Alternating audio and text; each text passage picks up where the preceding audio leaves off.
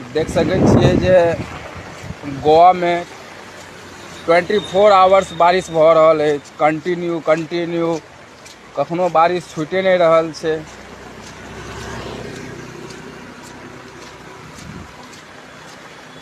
और गोवा में बता दो जे अहाँ सबके जे कंटिन्यू 4 महीना तक बारिश होइ छै। तब बारिश के सीजन स्टार्ट भऽ गेलै हन, तो सितंबर अक्टूबर तक अहाँके अक्टूबर के स्टार्टिंग में जाकर बारिश के सीजन खत्म हेतै। और एतऽ जे बारिश होइ छै ने भाई, दिन रात बारिश होइ छै। बारिश के वजह से 4 महीना जे छै ने गोवा में ई बारिश के सीजन छिए। और ई बारिश के सीजन में काम धंधा सब बंद भऽ जाइ छै। बार, रेस्टोरेंट, कैसीनो, होटल, इंडस्ट्रीज, मतलब हर सेक्टर के बात कयल जाए ना तो 4 महीना ठप भऽ जाइ छै, जाहिमे बाहर के आदमी सबके बहुत तकलीफ होइ छै।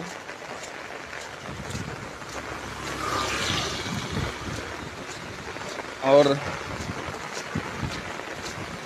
एखन ना हम बाहर निकलल छलहुँ किछ सामान लेबऽ। ओहो, अहाँ सब देख रहल छियै कतेक सुंदर नजारा छै। हालांकि मजा बड़ आबि रहल छै बारिश में।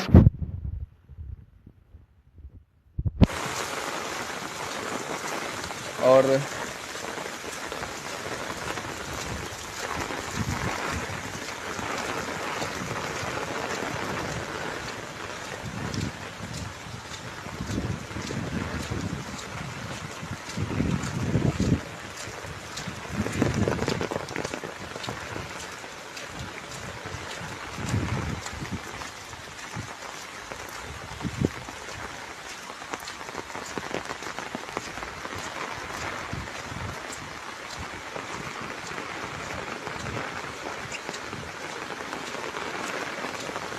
काफ़ी मजा आबि रहल अछि बारिश में। और गोवा में जखन अहाँके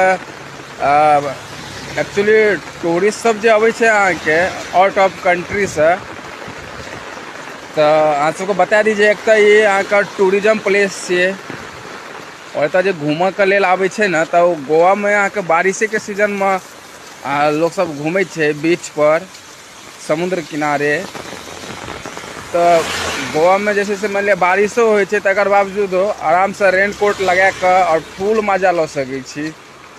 एगो रेंट के स्कूटी उठाओ या कार चलायल हो तो कार लिया रेंट पर, और आराम से पूरा गोवा घूम सकै छी और मजा लऽ सकै छी। काफ़ी बेहद और बहुत ही नीक जगह छै गोवा।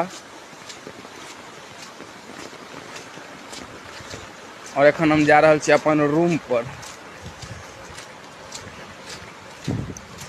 देख सकै छियै पूरा बारिश जे छै से मान लिअ एखन तैयो कंटिन्यू भइए रहल छै, धीरे धीरे। और एके बेर फेर बड़का बारिश शुरू भऽ जेतै।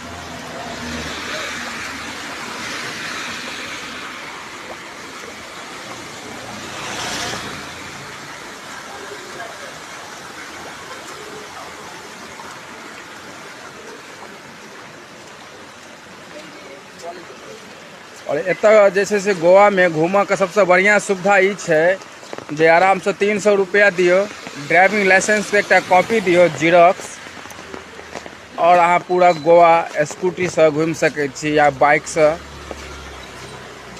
4 व्हीलर। तो अतः हर तरह के सुविधा अवेलेबल छै।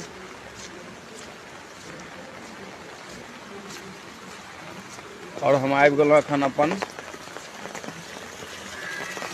रूम पर जा रहल छियै एखन। बहुत नीक लागल ई बारिश। जैसे से मान लिअ काल्हि तऽ बीच में 1 घंटा करीब छूटल छला, लेकिन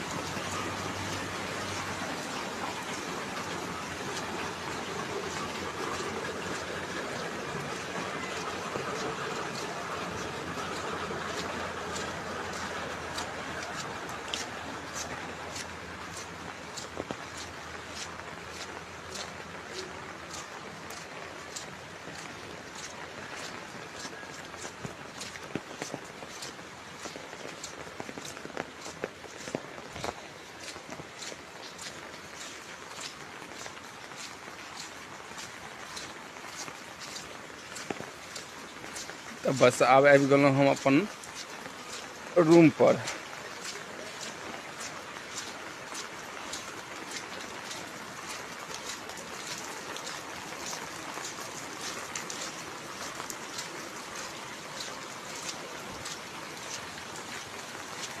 तो देख लियो अहाँ सब, बस हम पहुँच गेल छी अपना जगह पर। और ई एक छोट छिन घर छै जाहिमे हम रहै छी।